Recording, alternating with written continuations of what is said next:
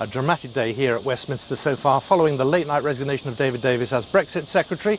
Let's talk a bit more about this. The leader of the UK Independence Party, Gerard Batten, is here with me. Also, Femi Oluwole, who is the co-founder of the pro-EU group Our Future, Our Choice. Gerard, first of all, you've just delivered a letter to the Prime Minister saying what?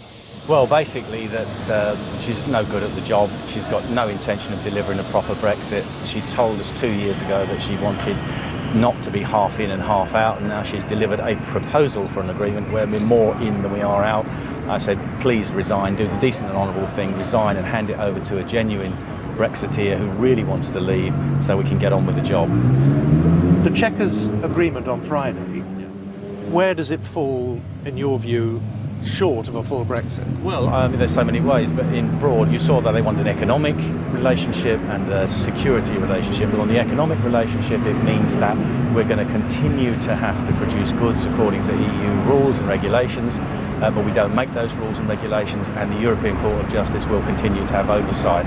Although they say they don't, it will. So it's going to impede our own industry and our ability to do trade deals. I'm sorry to interrupt, but haven't we moved on a bit? Because we are now faced with Brexit one way or another.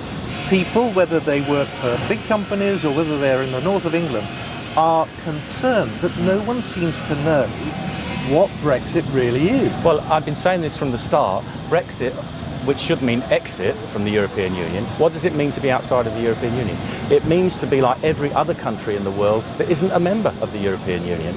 And 90% of our economy is not concerned with exporting to the European Union. Only roughly 10% is concerned with exporting to the EU, but they are all bound 100% by EU rules and regulations. But critics of that argument would say, well, it works.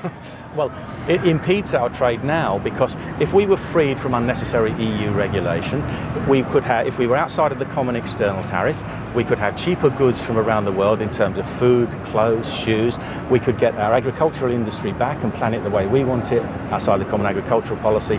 We could get our fishing industry back, which has been absolutely destroyed by membership of the common fishing policy, and we could regenerate that, as well as all the ancillary businesses in ports around the country that support that industry.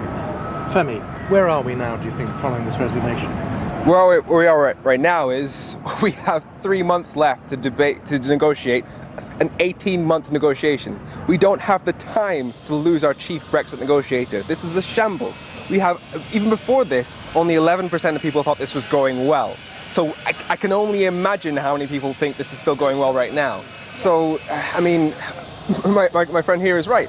This isn't what people voted for in 2016. The Brexit fudge leaves us copying the rules of the EU, but we would have given up our say in those rules. Right now, as a member of the EU, we have 10% of the European Parliament's voting weight, despite being one of 28 countries. That gives us a disproportionately large say over the laws of Europe, and right now we plan to give it up. We'll have a common rule book, but we no longer get a pen.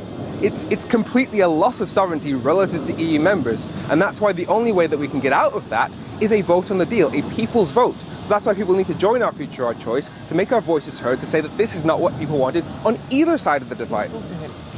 I heard it, I was listening. It's great that we can agree one word, which was shambles. Yep. I've used it in my letter, so we're agreeing on that. If you think the European Parliament is democratic, please come over and spend a week in Strasbourg and watch it in action. That will completely I spent 3 years in Brussels. change your illusions about it being democratic. It's not.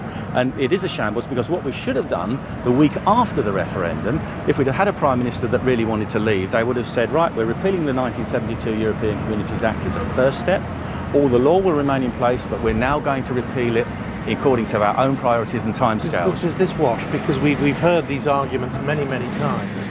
We're months away now from some sort of major step.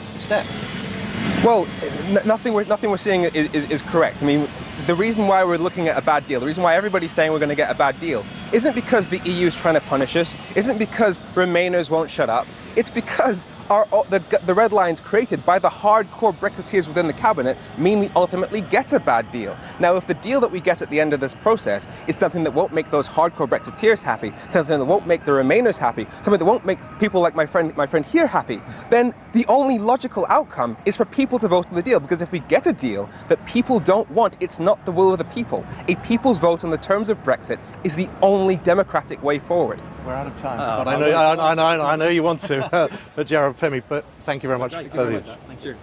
Good note on which to end.